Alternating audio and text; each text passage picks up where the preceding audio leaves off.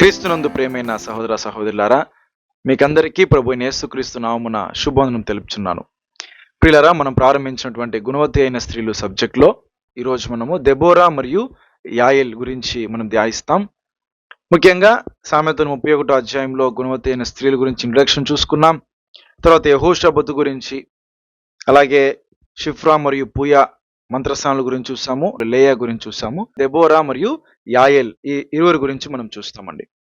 ఈ యొక్క సబ్జెక్ట్ ని ధ్యానించక మునుపు నా యొక్క విన్నపం ఏమంటే, మన యూట్యూబ్ ఛానల్లోనే ఈరోజు ఏ 2 చాప్టర్స్ అయితే మనము ధ్యానించబోతున్నామో దాని clear verse by verse explanations already నాన్న ఎక్స్ప్లెయిన్ చేస్తున్నారు. పిల్లరా, న్యాయాధిపతులు ప్రతి వచనముల ధ్యానంలో ఇది ఎక్స్ప్లెయిన్ చేయబడినది కనుక న్యాయాధిపతులు ప్రతి వచనముల ధ్యానం అనేటువంటి ప్లేలిస్ట్ లో 4 and 5 చాప్టర్స్ వినిన తర్వాత ఈ సబ్జెక్ట్ వింటే ఇంకా చక్కగా అర్థమవుతుంది. ధ్యానం చేసి మీరు కంటిన్యూ చేయమని ప్రేమతో మనవి చేస్తున్నాను. పిల్లరా, మొదటిగా మనం అర్థం చేసుకోవాల్సింది, న్యాయాధిపతులు కాలం అనగానే మనం గుర్తు రావాల్సింది ఏంటంటే, ఒక సైక్లింగ్ రిపీట్ అవుతున్నటువంటి ఒక సైక్లింగ్ ప్రాసెస్ ఉంటుంది. అదేమంటే, ఇజ్రాయేలీయులు దేవునికి వ్యతిరేకంగా పాపం చేస్తారు, దేవుడు మరలా వారికి కృప చూపిస్తారు. న్యాయాధిపతి ఉన్నంత వరకు వీరు బాగా జీవిస్తారు, న్యాయాధిపతి మరణించగానే మరలా వారి పాప స్థితికి వారు తిరిగి వెళ్ళిపోతారు. తిరిగి మరలా ఒక నాయకుడు, ఒక జడ్జి ద్వారా దేవుడు వాళ్ళని కాపాడుతాడు. ఇదే జరుగుతూ ఉంటుందండి. ఎంటైర్ జడ్జెస్ టైం మొత్తం కూడా ఇలానే ఉంటుంది పరిస్థితి. మీరు గమనిస్తే న్యాయాధిపతుల మధ్య కాలాల్లో వాళ్ళు యెహోవా దేవుణ్ణే మర్చిపోయే పరిస్థితి కూడా ఉంది. ఓకేనా? దీన్ని కొంచెం ప్రారంభం నుంచి మనం చూస్తే, దేవుడు మొదటిగా న్యాయాధిపతుల కంటే ముందు నాయకులు నియమించాడు తన జనాంగాన్ని నడిపించేందుకు. అది మొదటిగా చూస్తే అబ్రహాము, ఇస్సాకు, యాకోబు. ఇంకా నేషన్ గా అది ఫామ్ అయిన తర్వాత చూస్తే మోషే, తర్వాత యెహోషువ ద్వారా, నాయకుల ద్వారా వారు నడిపించబడ్డారు. ఇక కొంచెం సీక్వెన్స్ అటు ఇటు మనం చూసుకున్నా, గిదియోన్ కూడా ఏం చేశారండి, చాలా చిన్న ఆర్మీని పెట్టుకొని మీదియానుల మీద జయించి తన బిడ్డల్ని రక్షించడం జరుగుతుంది దేవుడు గిదియోన్ ద్వారా. ఇలాగా మీరు చూస్తే సమూయేలు, ఓకేనా, ప్రవక్త, అట్ ద సేమ్ టైం చివరి యొక్క న్యాయాధిపతి అండ్ ప్రీస్ట్, యాజకుడుగా ఉన్నాడు. సో ఇది సమూయేలు అండి. నెక్స్ట్ మనం చూస్తే దావీదు 2 గోత్రాలని కూడా కలిపి పరిపాలించడం జరుగుతుంది. ఆయన టైంలోనే ఆలయానికి సంబంధించినటువంటి అన్ని ఐటమ్స్ ని ప్రిపేర్ చేసి పెడతాడు. తర్వాత సొలొమోన్ రాజు అయినప్పుడు ఆ టెంపుల్ ని కడతాడు. షార్ట్ నోట్ గా ఇవన్నీ మనకు తెలుసండి. అయితే ఈ ఆర్డర్ అటు ఇటు ఉన్నా, బట్ న్యాయాధిపతుల కాలంలోనే స్త్రీలుగా పరిగణించబడేటువంటి వారికి కూడా ఒక చరిత్ర ఉంది బైబిల్లో. మనం గుణవత్తైన స్త్రీల గురించి ధ్యానించేటప్పుడు వీళ్ళు స్త్రీలుగా ఉండటం చేత ఈ సబ్జెక్టులో మనం దీన్ని ధ్యానిస్తా ఉన్నామండి. ఏమంటే ప్రియులరా, దేవుడు దెబోరాని ఎందుకు ఎన్నుకున్నాడు అని అంటే, యాక్చువల్గా యెహోషువ కాలం తరువాత, ఓకేనా, ఈ పీపుల్స్ అంతా ఉంటారు కదా, ఇజ్రాయేలీలందరినీ కూడా, సో వాళ్ళని కనానుకు చేర్చినటువంటి వ్యక్తి ఎవరంటే యెహోషువ. అయితే చేర్చిన తరువాత యెహోషువ వాళ్ళకు ఒక మాట చెప్తాడు, మీ స్థలాల్లో ఉన్నటువంటి కనానీయుల్ని మీరు తరిమి కొట్టి ఆ స్థలాన్ని మీరు పూర్తిగా స్వాధీనం చేసుకోమని యెహోషువ చెప్తాడు. అయితే యెహోషువ చనిపోతారండి. ఆయన చనిపోయిన తరువాత దేవునికి విరోధమైనటువంటి కార్యాలు జరుగుతూ ఉంది అక్కడ, ఈ గోత్రస్తులందరూ కూడా. ఆ టైంలోనే దేవుడు యూదా గోత్రాన్ని ఎన్నుకోవడము, వారి మీదంతా జయం పొందడానికి దేవుడు ఎన్నుకుంటాడు కదా యూదా గోత్రాన్ని. ఆ ట్రైబ్ని ఎన్నుకోవడము ఒక లీడర్షిప్కి, ఆ ట్రైబే ముందు నడుస్తుంది. ఆ టైంలోనే ఆ ట్రైబ్లో ఆ ఒక గోత్రంతో పాటు వాళ్ళు వెళ్తూ షిమియోన్ గోత్రం కూడా పిలుస్తారు. అప్పుడు వాళ్ళు కూడా వీళ్ళతో జాయిన్ అవడం, వెళ్ళడం జరుగుతుంది. అది ఒకసారి మనం చూద్దాం. చూడండి, న్యాయాధిపతుల గ్రంథం 1వ అధ్యాయము మొదటి 2 వచనాలు. న్యాయాధిపతుల గ్రంథము 1వ అధ్యాయము మొదటి 2 వచనాలు చదువుదాం. యెహోషువ మృతి నొందిన తరువాత ఇశ్రాయేలీయులు కనానీయులతో యుద్ధము చేయుటకు తమలో నెవరు ముందుగా వారి మీదికి పోవలసినది యెహోవా తెలియజేయనట్లు ప్రార్థన చేయగా, యెహోవా ఆ దేశమును యూదా వంశస్థులకు ఇచ్చి ఉన్నాను, వారు పోవలనని సెలవిచ్చాను. చూసారా? సో అది ఎవరికి ఇచ్చారంటే దేవుడు సెలెక్ట్ చేసింది యూదా వంశం, యూదా గోత్రానికి. ఆ తర్వాత మీరు కంటిన్యూ చేస్తే షిమియోన్ గోత్రం కూడా వచ్చి మిక్స్ అవడము, ఇద్దరు కలిసి పోవడం జరుగుతుందండి. వీళ్ళంతా కలిసి యెరూషలేము, హెబ్రోను, దెబీరు పట్టణాన్ని ఏం చేస్తారు, ఆ ప్లేసెస్ అంతా, ఆ పల్లెలనంతా కూడా వీళ్ళు స్వాధీనం చేసుకోవడం జరుగుతుంది. అది కాస్త మీరు 4వ వచనము 18వ వచనం చదవండి. 4వ వచనం. కనానీయుల మీదికి యూదా వంశస్థులు పోయినప్పుడు యెహోవా కనానీయులను పెరిజ్జీయులను వారికి అప్పగించెను. ఉమ్, గనుక వారు బెజెకులో 10,000 మంది మనుషులను హతము చేసిరి. చూసారా? అలాగే 18వ వచనం చదవండి. యూదా వంశస్థులు గాజాను దాని ప్రదేశమును, అష్కెలోనును దాని ప్రదేశమును, ఎక్రోనును దాని ప్రదేశమును పట్టుకొనిరి. సో ప్రియులరా, ఇక్కడ మెన్షన్ చేయబడినట్టుగా వీళ్ళు ఈ పట్టణస్థలందరినీ కూడా ఈ యూదా మరియు షిమియోన్ గోత్రం ఇంకా వీళ్ళందరూ వెళ్ళి క్యాప్చర్ చేయడం జరుగుతుందండి. ఆ తర్వాత మనకు తెలుసు ఆ కాలేబు ఆ టైంలో ఉంటాడు కదా, కాలేబు కూడా ఏం చెప్తారంటే ఒక ఆఫర్ ఇస్తాడు. ఎవరైతే ఈ సిటీస్ని అంతా జయిస్తారో వాళ్ళకి నా కుమార్తెనిచ్చి వివాహం చేస్తానని. ఇవన్నీ కూడా 1 by 1 జరుగుతూ ఉంటుందండి. బట్ షార్ట్ నోట్ మనం అర్థం చేసుకోవాల్సింది, జడ్జెస్ కంటే ముందు, న్యాయాధిపతుల కాలం కంటే ముందే యెహోషువ ఏం చెప్తాడంటే, మీ అందరికీ కూడా ల్యాండ్ డివైడ్ చేశాను, కాబట్టి మీరు ఏం చేయాలంటే వాళ్ళ ప్లేసెస్ ఉన్నటువంటి కనానీయులు అంటే ఇంకా ఇంకా కూడా ఉంటారు, ఎబూసీలు, జెరుబైట్స్, ఎరుబీలు, వీరందరినీ కూడా మీరు అక్కడ నుంచి తరిమేయాలి. అప్పుడే కొన్ని గోత్రస్తులు ఈ మాట చెప్పిన తర్వాత యెరూషలేంని, హెబ్రోను, దెబీర్ని క్యాప్చర్ చేయడం జరుగుతుంది. ఇక్కడ చదివిన పట్టణాలన్నింటినీ మనం చూస్తున్నాము. బట్ ఇతర గోత్రస్తులు మాత్రము ఈ కార్యాన్ని చేయరండి. కొందరు పూర్తిగా చేయరు, కొందరు సంపూర్ణంగా చేయరు. అది ఎవరంటే ఫర్ ఎగ్జాంపుల్ బెన్యామిన్ గోత్రం. బెన్యామిన్ గోత్రం ఏం చేస్తుందంటే, యెరూషలేములో ఉన్నటువంటి యెబూసీలు ఉంటారు, వాళ్ళని పరిపూర్ణంగా పంపించకుండా వాళ్ళు అలాగే పెడతారండి. ఎవరు? బెన్యామిన్ గోత్రం. ఇది మీరు కానీ నోట్ చేసుకోవచ్చు. 1వ అధ్యాయం 21వ వచనంలో ఉంటుంది. ఓకేనా? ఎవరది? బెన్యామిన్ గోత్రము, యెరూషలేంలో యెబూసీయులు. ఓకేనా? అలాగే మోయాబీయుల్ని వీళ్ళు వెళ్ళగొట్టకుండా ఉంటారు. తర్వాత ఎవరంటే మనస్సే గోత్రం వాళ్ళు ఏం చేస్తారంటే, బేత్షెయాను, తైనా, దోరు, ఇబ్లయాము, మెగిద్దో ఇటువంటి పల్లెల్ని, ఆ గ్రామాలని కూడా వాళ్ళు వెళ్ళగొట్టరు. బికాజ్ ఎందుకంటే అక్కడున్నటువంటి కనానీయులు గట్టిగా నిలబడతారు, మేము ఇక్కడే నివాసం చేస్తామని. సో ఇది మనస్సే యొక్క ఫెయిల్యూర్. అలాగే ఎఫ్రాయిం కూడా 29వ వచనంలో గెజేర్లో ఉన్నటువంటి కనాలని వాళ్ళు వెళ్ళగొట్టరు. తర్వాత జబులును గోత్రం మీరు చూస్తే 30వ వచనంలో కిత్రోను, నహలోలు అనేటువంటి వారిని, పల్లెల్ని వెళ్ళగొట్టరు. అందుచేత కనాన్ వాళ్ళు ఏం చేస్తారంటే అక్కడే కనాన్ వాళ్ళని పెట్టుకొని, వాళ్ళు తరుమకుండా వీళ్ళు వాళ్ళని పెట్టుకొని చాకిరీ పని చేయించుకుంటారు. ఎవరు? జబులూన్ వాళ్ళు. ఆ తర్వాత అషేర్ గోత్రం వాళ్ళు 31వ వచనంలో అక్కో, సీదోను, అహ్లాబు, అబ్బీజు, హెల్బా, అఫేకు, రెహోబు, కానానీయులు, వీళ్ళెవరిని వీళ్ళు వెళ్ళగొట్టరండి. అలాగే నఫ్తాలి గోత్రం కూడా అంతే. 32వ వచనంలో బేత్షెమెషు, బేతెనెతు ఇటువంటి వీళ్ళెవరిని వెళ్ళగొట్టరు. తర్వాత మీరు చూస్తే అమ్మోరీలు దీని వలన వాళ్ళ యొక్క ల్యాండ్ అంటే ఎక్స్టెండ్ చేసుకున్నారండి.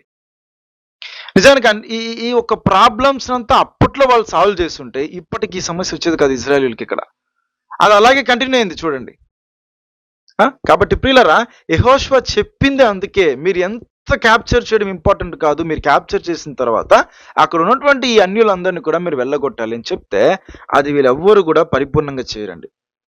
ఎస్పెషల్లీ యోసేప్ అంటే మనసే, ఎఫ్రాయిము, యోసేప్ ఫ్యామిలీ, ఇంకా లేవి, వీళ్ళందరూ అంటే కాంప్రమైజ్ అయిపోతారండి. క్యాప్చర్ చేయకుండా కాంప్రమైజ్ అయిపోతారు. ఈ యొక్క సిచ్యువేషన్ అక్కడ ఎదురవుతుంది. అయితే యూదా మాత్రము క్యాప్చర్ చేస్తుంది. ఈ యొక్క యూదా గోత్రం వాళ్ళు క్యాప్చర్ చేస్తారు, కానీ అప్పర్ ల్యాండ్ మాత్రం క్యాప్చర్ చేసుకుంటారు. కానీ ఆ క్రింద లోయ లాంటివి ఉంటది కదా, ఆ భాగంలో వ్యాలీ, ఆ భాగంలో ఉన్నటువంటి వారిని తరుమకుండా వదిలేస్తారండి. ఇది యూదా చేసేటువంటి ఒక పొరపాటు. పూర్తిగా వాళ్ళని వెళ్ళగొట్టలేకపోయింది. ఒక భాగం మాత్రము క్యాప్చర్ చేసుకునేది, కానీ ఇంకొక భాగం అది క్యాప్చర్ చేసుకోకుండా పోయింది. ఆ భాగంలోనే యాబీన్ ఉన్నాడు. ఓకేనా? యాబీన్ ఉన్నటువంటి చోటు అదే. చదవండి 1వ అధ్యాయం 19వ వచనము, 1:19. యెహోవా యూదా వంశస్థులకు తోడై ఉన్నందున వారు మన్య దేశమును స్వాధీనపరచుకొనిరి. అయితే మైదానమందు నివసించు వారికి ఇనుప రథములున్నందున వారిని వెళ్ళగొట్టలేకపోయి. చూసారా? వీళ్ళు యాక్చువల్గా అయితే స్వాధీనపరచుకున్నారు, అయితే మైదానం క్రింద లో ల్యాండ్ ఉంటుంది కదా, అక్కడ ఉన్నటువంటి వారిని స్వాధీనం చేసుకోలేకపోయింది. కారణం ఏంటంటే వాళ్ళకి ఇనుప రథములు ఉందంటే దాన్ని చూసి వాళ్ళు భయపడారండి. ఎందుకంటే ఇప్పట్లో ఎట్లయితే టెక్నాలజీలో అప్గ్రేడెడ్ టెక్నాలజీ ఉన్నటువంటి వారిని చూసి ఎలా భయపడతారో, అప్పట్లో ఇనుప రథం వీళ్ళ దగ్గర లేదు, వాళ్ళ దగ్గర ఉంది. అందుచేత వాళ్ళు ఆ ఇనుప రథం ఉండే ఆయుధాన్ని బట్టి వీళ్ళు భయపడిపోయినారండి. ఇది ఎంత ఒక ఒక దయనీయమైనటువంటి ఒక పరిస్థితి. మరి ఎందుకు వీళ్ళు భయపడ్డారు, అక్కడి దాకా వెళ్ళలేకపోయారంటే కారణం, ఈ యొక్క ఇజ్రాయేలీయులు ఆ న్యాయాధిపతుల టైం పీరియడ్ లో వీళ్ళ ప్రాబ్లమే ఏంటంటే దేవునిలో ఉంటారు, మరలా దేవుని నుంచి దూరం అవుతారు. అంటే వీళ్ళ విశ్వాసం అనేది ఒక స్టెబిలిటీలో ఉండదండి, ఒక స్టేబుల్ గా ఉండదు. ఈ బలహీనమైన ఈ ఘటము, ఈ బలహీనమైన పరిస్థితిలో ఉండడం చేత వాళ్ళు ధైర్యంగా వాటిని దాటుకొని పోలేకపోయారండి. అందులో యెహోషువ నాయకుడు లేడు. న్యాయాధిపతులు ఉన్నంతకాలం బాగుంటారు, మిగతా టైంలో బలహీనమవుతారు. అదే వారికి ఇటువంటి పరిస్థితి ఏర్పడింది. కానీ వాళ్ళు ఒక్కసారి అబ్జర్వ్ చేస్తే, అక్కడ ఐగుప్తు నుంచి మోషే ద్వారా దేవుడు బయటికి తీసుకొచ్చినప్పుడు 600 రథాలు తీసుకొని ఫరో మోషే జనాంగమునకు వ్యతిరేకంగా తీసుకొని వస్తాడండి. ఆ టైంలో ఎర్ర సముద్రం దగ్గర ఇంత పరిస్థితి ఏర్పడినా వీళ్ళని ఎర్ర సముద్రం గుండా ఆరిన నేలపై దాటించిన వెంటనే 600 రథాలతో వచ్చినప్పటికీ కూడా వాళ్ళ రథాలనంతా దేవుడు ఏం చేశాడు, సముద్రంలో కూల్చేశాడు కదండి. అందరూ నాశనం అయిపోయారు లేదా? ఎక్కడ పోయింది ఆ విశ్వాసం అంటే, వీళ్ళు ఆ విశ్వాసాన్ని కనుపరిచే స్థితిలో వీళ్ళు లేరు, అంత స్పిరిచువల్ లైఫ్ లో వీళ్ళు లేరు. అందుచేత అది ఆ సిచ్యువేషన్ ఏర్పడిందండి. సో అప్పుడు ఆ టైంలో సేమ్ సిచ్యువేషనే ఇక్కడ కూడా జరగడం మనం చూస్తున్నాం. ఓల్డ్ టెస్ట్మెంట్ లో ఈ యొక్క ఐరన్ చారియట్స్, ఇనుప రథములకు వాళ్ళు భయపడడం జరుగుతుంది. ఇప్పుడు దేవుడు ఒక పవర్ కూడా మనం గమనిస్తే, మోషే కాలంలో లాగానే ఈ కాలంలో, అంటే వాళ్ళు ఆ ప్రెసెంట్ వాళ్ళు భయపడుతున్నారే, ఆ పర్టికులర్ టైంలో ముందు జస్ట్ ఫ్యూ ఇయర్స్ ముందే దేవుడు మంచి మంచి విజయాలను ఇచ్చుంటాడు అక్కడ. ఎవరితో? మొట్టమొదటి న్యాయాధిపతి యొక్క ఒత్నీయులు పోయి కొన్ని పట్టణాలను జయిస్తాడు.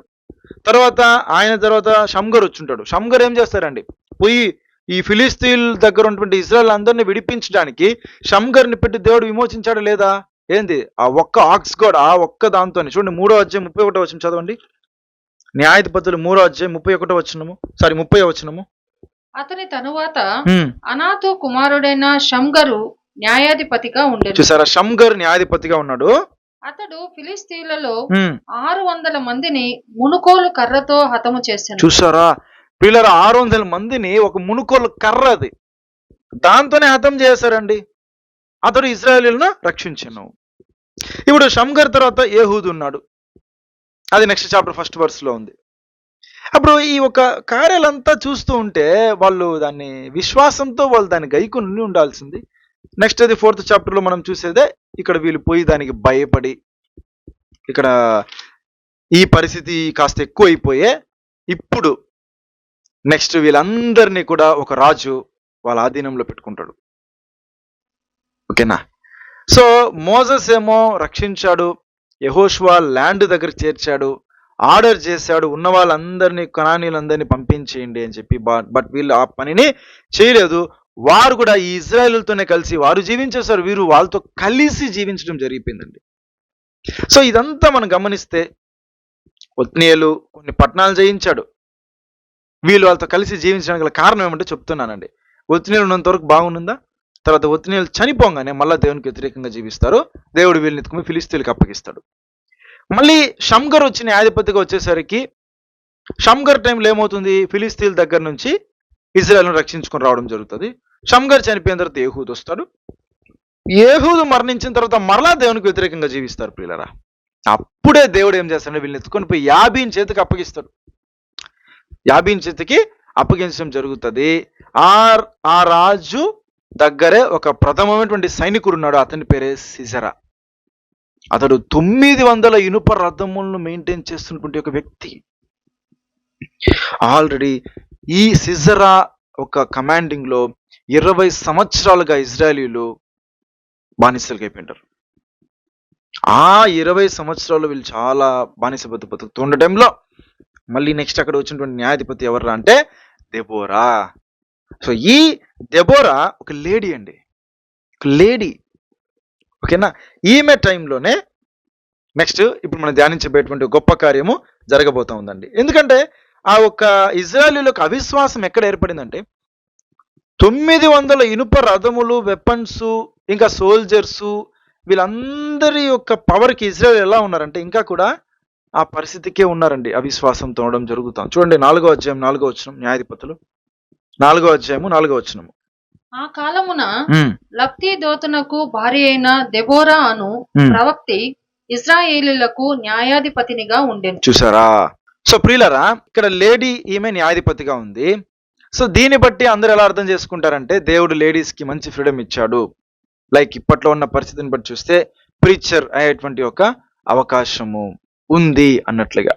బట్ అబ్జర్వ్ చేస్తే అక్కడ దేవుడు ఆమెని ఒక ప్రీచర్ గా పొజిషన్ లో ఆమెని అక్కడ పెట్టట్లేదు ప్రియులరా. ఎందుకంటే ఇప్పట్లో బేసికల్లీ పెంతకోస్ సైడ్ నుంచి ఎక్కువగా ప్రీచర్స్, ఎక్కువ లేడీ ప్రీచర్స్ అంతా పెంతకోస్ సైడ్ నుంచే ఉంటారు. ఓకేనా? అక్కడ జడ్జెస్ 4th చాప్టర్ క్లియర్ గా చెప్పబడింది, ఆమె ఒక పొలిటికల్ లీడర్. ఆమె టెంపుల్ లోపల వచ్చి ఏదన్నా ఒక యాజకత్వమో ఒక ప్రీస్ట్హుడ్ ఆమె పొందుకోలేదు. ఆమె ఒక న్యాయాధిపతిగా ఉన్నిందండి. ఎలా చెప్పాలంటే ఆమె ఒక సెక్యులర్ లీడర్, ఒక జడ్జిగా ఉన్నిందండి. అంతేగాని టెంపుల్ లోపల ఒక స్పిరిచువల్ లీడర్గా లేదు ఆమె, ఒక ప్రీస్ట్గా ఆమె లేదు. దేవుడు అలా పెట్టలేదండి. రెండిటికీ తేడా ఉంది ప్రియులారా. అందుకే నేను రెఫర్ చేయడం ఏంటంటే న్యాయాధిపతుల గ్రంథము 4-5 అధ్యాయాలు already verse by verse study మన ఛానల్లో అప్లోడ్ చేయబడి ఉంది. సో నాన్నగారు దాన్ని క్లియర్గా ఎక్స్ప్లెయిన్ చేస్తారు, చాలా డీప్గా ఉంటుంది. ఈ 2 అధ్యాయాలు కూడా దయచేసి మీరు వీక్షించి తర్వాత ఈ సబ్జెక్ట్ వీక్షించినట్లయితే ఇంకా చక్కగా మీకు అర్థమవుతుంది. ఓకేనా? ఇప్పుడు దెబోరా ఏం చేస్తుందంటే బారాక్ని పిలవడం జరుగుతుంది. బారాక్ ఎవరంటే ఇజ్రాయెల్ ఆర్మీ క్యాప్టెన్. అక్కడ యాబీని కింద సీజర్ ఎట్లనో ఇక్కడ ఇజ్రాయెల్లో బారాక్ అట్లా. దెబోరా వచ్చి బారాక్కి ఒక సంగతి చెప్తారు. అది ఒకసారి మనం చదువుదాం చూడండి. 4వ అధ్యాయంలో 6వ వచనం చదవండి.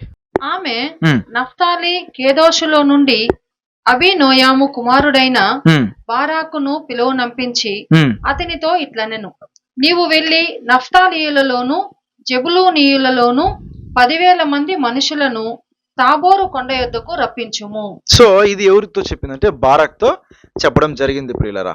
అయితే బారాక్ ఏం చెప్తాడు నెక్స్ట్ చూస్తాం చూడండి.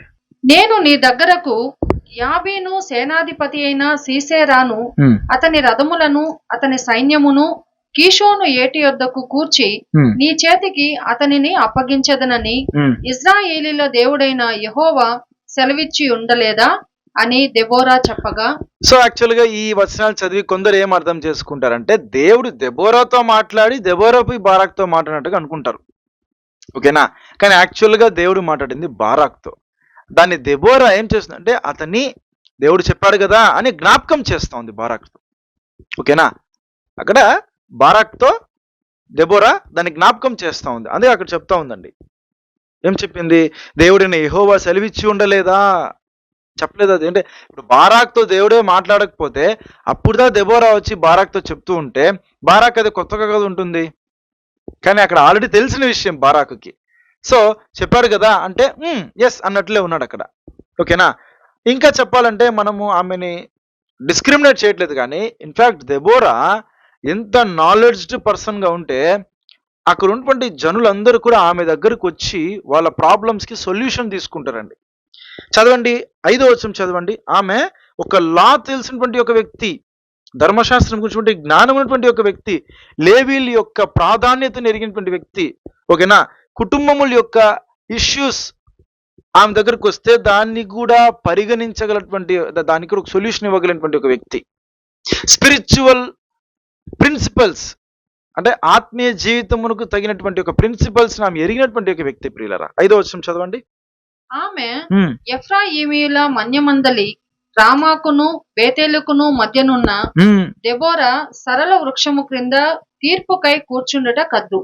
తీర్పు చేయుటకై ఇజ్రాయేలీలు ఆమె యొద్దకు వచ్చిచుండిరి. చూసారా? ఆమె దగ్గరకు వచ్చినప్పుడు ఇక్కడే తీర్పు జరుగుతుంది ఆమె దగ్గర అన్నప్పుడు ఎంత గొప్ప విషయం ప్రియులరా ఇది. ఓకేనా? సో ఆమెకు ఒక మంచి దేవుడు, ఒక పొలిటికల్ లీడర్ గా, ఒక జడ్జి గా దేవుడు అయితే ఇచ్చాడండి. ఓకేనా? సో ఇక్కడైతే మాట్లాడింది మాత్రం దేవుడు బారాక్తోనే. సో దాన్ని దెబోరా జ్ఞాపకం చేస్తా ఉంది.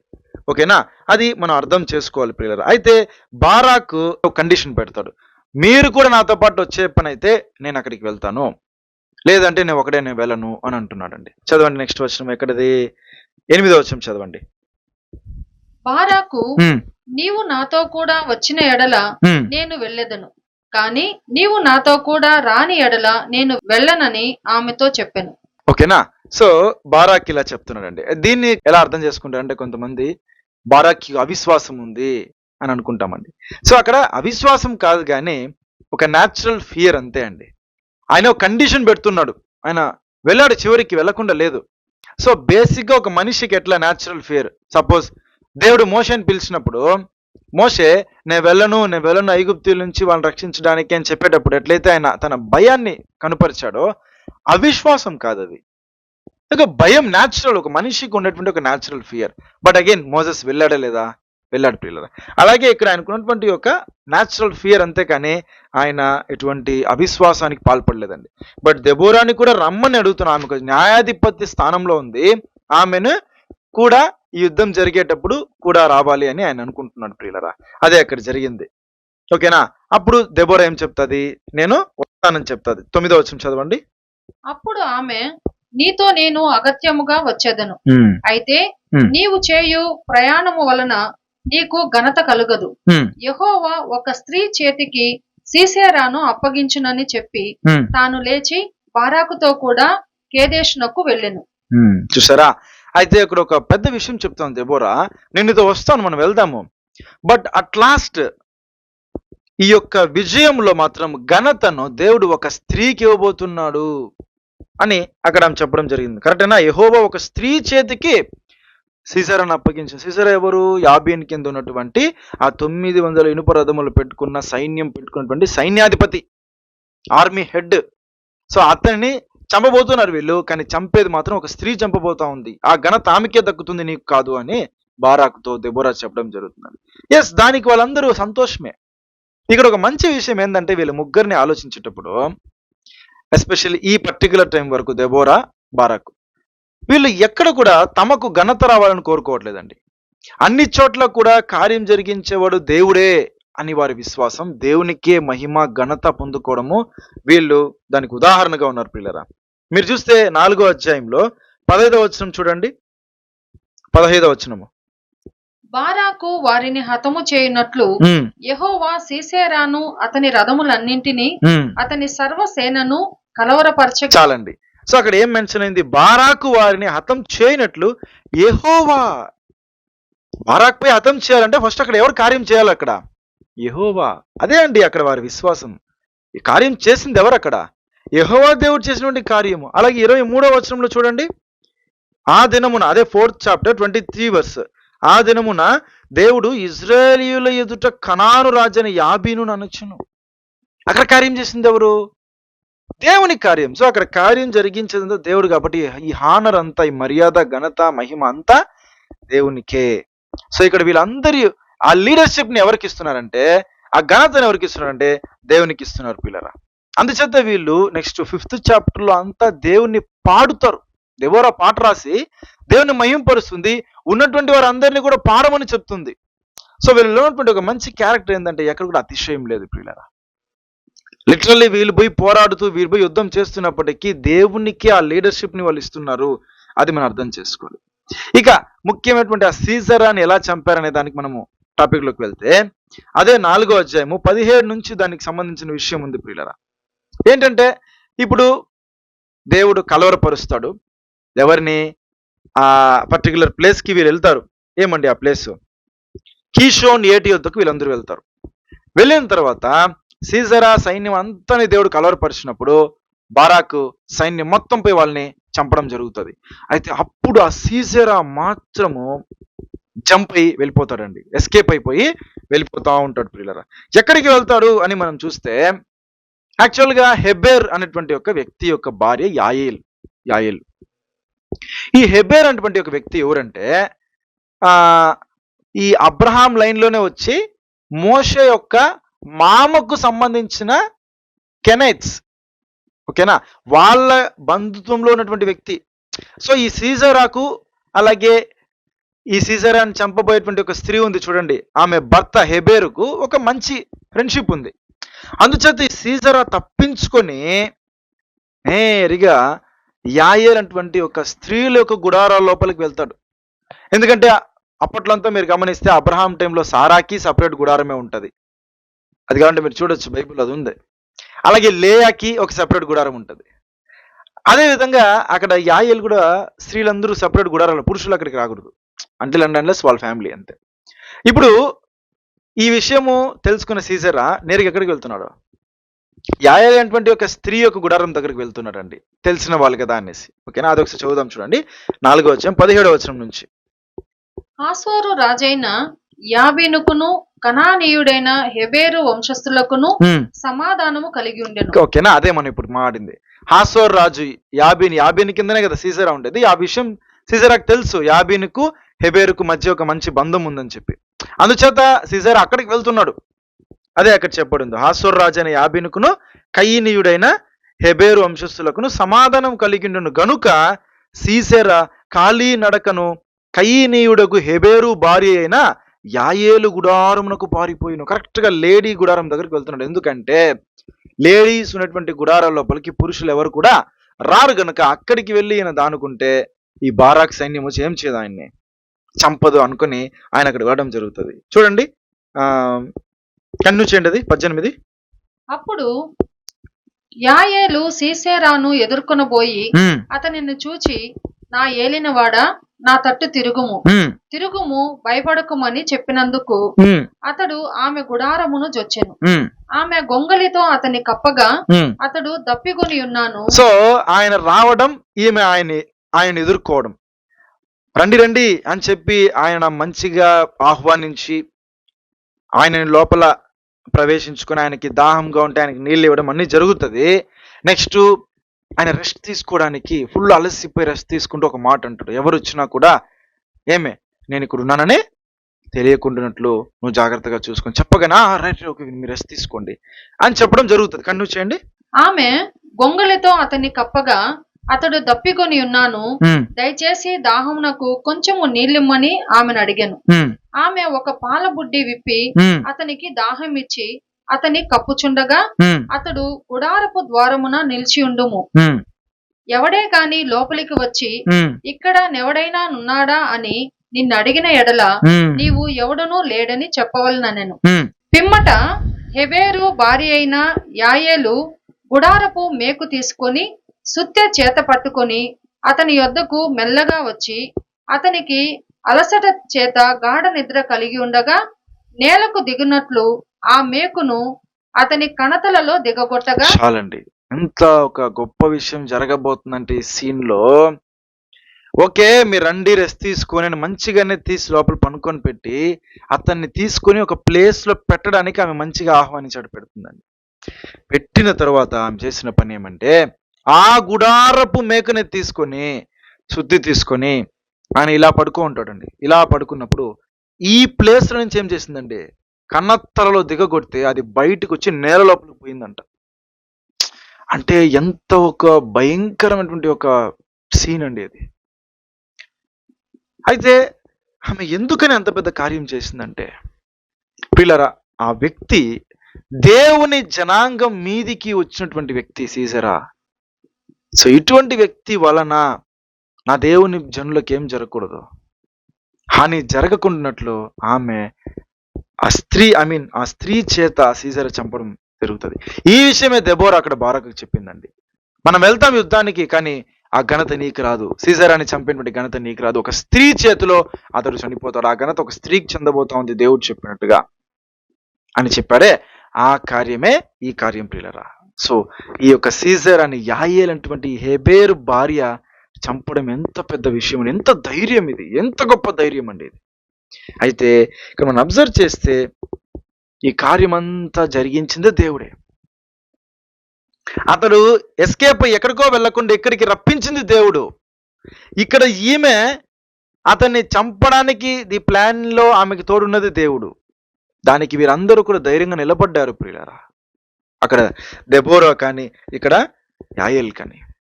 చదవండి ఒకసారి 9వ వచనంలో. ఈ విధంగా ఇరువురి స్త్రీలు కూడా దేవునికి ఎంతో మహిమకరంగా ఉన్నారండి. 9వ వచనం చదవండి, 4వ అధ్యాయం 9. అప్పుడు ఆమె, నీతో నేను అగత్యముగా వచ్చేదను, అయితే నీవు చేయు ప్రయాణము వలన నీకు ఘనత కలుగదు, యెహోవా ఒక స్త్రీ చేతికి సీసెరాను అప్పగించునని చెప్పి. చూసారా, అదే విధంగానే జరిగింది ప్రియులరా. చూడండి, అసలు వీళ్ళిద్దరూ ఒక సత్యాని కోసము ఎంత విశ్వాసంగా ఉన్నారండి దేవుని పైన. సత్యం కోసం నిలబడ్డం, విశ్వాసంతో నిలబడ్డం. అది ఇటువంటి సిచ్యువేషన్స్లోనా? ఒక్క ఇనుప రథం అంటేనే ఎంతండి, 900 ఇనుప రథములతో వాళ్ళు వస్తున్నప్పటికీ వారి దగ్గర ఏమాత్రం జడియక భయపడక ఉన్నది దెబోరా అనేటువంటి judge leader. At the same time Sisera అనేటువంటి మెయిన్ పర్సన్, అతన్ని చంపే విషయంలో కూడా యాయేలు ఏమాత్రం భయపడకుండా అతన్ని చంపేసిందండి. సింగిల్ పర్సన్, సింగిల్ లేడీ అతన్ని చంపేసింది ప్రియులరా. చూడండి, ఇద్దరు లేడీసే ప్రియులరా. దెబోరా కూడా లేడీనే. అయితే ఇంకా కూడా లేడీస్గా ఉన్నటువంటి వారు ఎవరు? దెబోరా, యాయేల్ లాగానే అంటే ఇంకా కూడా లేడీగా ఉంది ఒక ఆమె ఉంది. ఎవరో కాదు, సీసెరా యొక్క తల్లి. చూడండి, అదే న్యాయాధిపతుల గ్రంథము 5వ అధ్యాయం 28వ వచనం చదవండి. ఇక్కడ ఏంటంటే పరిస్థితి అంటే ప్రియులరా, ఈ విధంగా ఈ సిజరా ఎక్కడికంతా వెళ్ళి యుద్ధం చేస్తాడో తిరిగి వచ్చేటప్పుడు ఇంగ్లీష్ బైబుల్లో ఆయన స్పాయిల్ థింగ్స్ అని ఉందండి. అంటే అక్కడ వెళ్ళి ఊరిని పట్టానంతా నాశనం చేస్తారు, స్పాయిల్ చేస్తారు. స్పాయిల్ చేసేసిన తర్వాత అక్కడ ఉన్నటువంటి బంగారు, అక్కడ ఉన్నటువంటి స్త్రీలతో సహా ధనధాన్యం అంతా కొల్లగొట్టుకొని వచ్చేది వీళ్ళ పని. అలా కొల్లగొట్టుకొని వచ్చేటప్పుడు కిటికీ గుండా ఎదురు చూసేదే సీజరా వాళ్ళ తల్లి పని. నా కొడుకు ఏమైనా తీసుకొచ్చాడా, ఖాళీ చేతులతో రాలేదు కదా, తీసుకొచ్చాడా, ఆ విధమైన నేత్రంతో చూసేది సీజరా యొక్క తల్లి. అక్కడ చక్కగా చెప్పడం చూడండి, 28వ వచనం 5వ అధ్యాయం. సీసెరా తల్లి కిటికీలో నుండి చూచెను, అల్లిక కిటికీలో నుండి చూచి కేకలు వేసెను. రాక అతని రథము తడువు చేయనేలా, అతని రథముల చక్రములు ఆలస్యము చేయనేలా. చూసారా, ఇంకా కూడా ఏం వీళ్ళు లేట్ అవుతున్నారు, రథాలు కనిపించట్లేదు. ఏంటంటే వీళ్ళు వచ్చారంటే ఆమె చేసే పని ఏమంటే ఆ స్త్రీలను, ఆ బంగారాన్ని, ఇంకా ఎక్స్పెన్సివ్ థింగ్స్ అన్ని ఉంటాయి కాబట్టి అన్నిటిని పంచుకొని ఆనందించడం ప్రియులారా. ఇంకా చెప్పాలంటే ఆ స్త్రీలను వాళ్ళు ఏ విధంగా హింసించి బలాత్కారం చేసేటువంటి వారు. అయితే ఆ స్త్రీ ఎలాగుందండి, నిజంగానే యెహోషాపాతు స్త్రీ గురించి మనం ధ్యానించేటప్పుడు కూడా అదే గుర్తొస్తుంది. యెహోషాపాతు ఎలా ఉంది, అతల్యా ఎలా ఉంది? అంత నాశనం చేయడమే, దాంట్లో ఆనందాన్ని పొందడమే ఆమె పని. కానీ యెహోషాపాతు ఎంత గొప్ప పని చేసిందండి. ఇక్కడ దెబోరా కూడా అటువంటి స్త్రీనే. నిజము, ఒక లేడీగా ఉన్న, ఒక లీడర్గా ఉంది, ఆ తర్వాత తీర్పు తీర్చే తీర్పరిగా ఉంది, ఒక దేవుని చిత్తాన్ని నెరవేర్చుటకు సిద్ధంగా ఉండే గుణవతి అయిన స్త్రీగా ఉందండి. ఇంకా ధైర్యవంతమైనటువంటి స్త్రీగా కూడా ఉంది ప్రియులారా. ఇటువంటి పరిస్థితులలో వాళ్ళు ఆనందించేటువంటి పరిస్థితిని సీసెరా తీసుకొస్తాడండి తన తల్లికి. అయితే ఇదే సిచ్యువేషన్ తన బిడ్డలు, దేవుని బిడ్డలకు, ఇజ్రాయేలు కూడా వచ్చిండేది. బట్ యాయేలు అనేటువంటి స్త్రీ ఏం చేసిందండి, ఈ పరిస్థితి దేవుని బిడ్డలకు రానీకోకుండా ఆమె పోయి ఆ సీసెరాని చంపడం వలనేది ఇంత పెద్ద సేవ్ అనేది జరిగింది ప్రియులరా. ఎంత ఒక్క గొప్పతనం తెలుసా యాయేల్ది. ఆమె కనుక ఈ కార్యం చేయకపోయింటే నెక్స్ట్ సీసెరా చేసి ఉండేది. అట్ ద సేమ్ టైం సిజరాని ఈమె చంపడమును, బారాకు ఆ సైన్యాన్ని చంపడమును, ఈ రెండు జరగకపోయినుంటే ఈమె ఇజ్రాయేలీల యొక్క సైన్యం దగ్గర కూడా ఇలాగే ఎదురు చూసేదండి సీసెరా యొక్క తల్లి. అవును పిల్లలు, దాన్ని డీటెయిల్ గా కూడా అక్కడ మెన్షన్ చేయబడింది. చూడండి 30-31 వచనం చదవండి. 30వ వచనం. వారికి దొరికెను గదా, దోపుడు సొమ్ము పంచుకొనుచున్నారు గదా, యోధులందరూ తలా యొక్క స్త్రీని తీసుకొందురు, ఇద్దరేసి స్త్రీలు వారికి దొరుకుదురు. చూడండి పిల్లరా, ఇదంతా దెబోరా పాట రాస్తా ఉండేటప్పుడు దేవుణ్ణి ప్రైజ్ చేస్తా ఉంది. ఆ ప్రైజ్ చేసేటప్పుడు ఇలాగంతా వీళ్ళు చేసి ఉండేవారు అని చెప్తా ఉంది ఆ సాంగ్ లో. ఇద్దరేసి స్త్రీలని, ఒక స్త్రీని పంచుకుంటారంట. పంచుకోవడం అంటే ఏందండి, ఇంకా దాన్ని వాళ్ళు మిస్యూజ్ చేస్తారండి. స్త్రీలను అత్యాచారం, వాళ్ళని మానభంగం చేసేది, ఇలాంటి దారుణ్యమైన పరిస్థితి. చూడండి నెక్స్ట్. సీసెరాకు రంగు వేయబడిన వస్త్రం ఒకటి దోపుడు సొమ్ముగా దొరుకును, రంగు వేయబడిన విచిత్ర వస్త్రం ఒకటి దోపుడు సొమ్ముగా దొరుకును. రెండు వైపులా రంగు వేయబడిన విచిత్రమైన వస్త్రము దోచుకొనిన వారి మెడలకు తగిన వస్త్రం ఒకటి దొరుకును. చూసారా, ఇదంతా వాళ్ళు ఎంజాయ్ చేసేదండి. తీసుకొచ్చేటువంటి ఆ ఒక విలువైనటువంటి వస్త్రాలు, ఆభరణాలు, స్త్రీలు, వీళ్ళందరినీ కూడా ఇటువంటి పరిస్థితి రానికుండా యాయేలు ఏం చేసిందండి, సీసెరాని చంపిందండి. ఎందుకంటే అతను ప్రాణంతో ఉంటే తిరిగి ఇటువంటి పునఃప్రారంభం చేసేటువంటి వాడేమో. కానీ ఎంత ధైర్యవంతమైనటువంటి స్త్రీ. నిజంగానే ఈ దెబోరా కానీ, యాయేల్ కానీ, యెహోషాపాతు కానీ వీళ్ళు గుణవత్తైన స్త్రీలు మాత్రమే కాదండి, వీళ్ళు ధైర్యవంతమైనటువంటి స్త్రీలు కూడా. ఎందుకంటే విశ్వాసాన్ని కాపాడుకుంటూ, నీతిని కాపాడుకుంటూ, మౌనంగా సహించి జీవించేది ఒక విధమైనటువంటి గుణవతి అయిన లక్షణాలు. ధైర్యంగా ముందుకెళ్ళి చంపే దాంట్లో కూడా తన జనాంగమునకు ముందుండి రక్షణగా వాళ్ళు చేయాల్సిన కార్యం చేయడానికి ముందొచ్చేది ధైర్యంతో కూడినటువంటి పని. కాబట్టి ఆ ధైర్యవంతమైనటువంటి స్త్రీల్లో కూడా వీళ్ళు ఎంతో చక్కగా పేరు సంపాదించారు పిల్లరా. అట్ ద సేమ్ టైం ఒక లేడీ లీడర్షిప్ అండి ఇక్కడ జరిగింది. ఒక లేడీ లీడర్షిప్ చదవండి, 31 చదవండి. యెహోవా నీ శత్రువులందరూ అలాగుననే నశించెదరు, ఆయనను ప్రేమించువారు బలముతో ఉదయించు సూర్యుని వలె నుందురు అని పాడిరి. నిజమండి. ఇప్పుడు దేవుణ్ణి ప్రేమించినటువంటి స్త్రీ దెబోరా, చూసారా? వాళ్ళందరూ దేవుని ప్రేమించినటువంటి వారు బలముతో ఉన్నారండి. ఉదయించు సూర్యుని వల్లే నుందురు అని పాడిరి.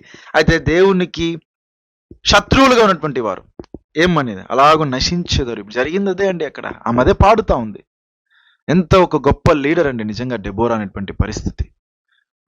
ఆమె ఎంత లా నాలెడ్జ్ పెట్టుకొని ప్రాబ్లమ్స్ తో వచ్చేటప్పుడు ధర్మశాస్త్రానుసారమైనటువంటి తీర్పును తీర్చేటువంటి పరిస్థితులు ఒక స్త్రీ ఉందంటే ఎంత గర్వకారణం ఇది. అలాగే ఆమె పరిపాలనలో 40 సంవత్సరములు నిమ్మలముగా ఉండిపోయిందండి. ఏ విధమైనటువంటి ప్రాబ్లమ్స్ లేవు. ఇంకా ఎవరి లీడర్షిప్ లో?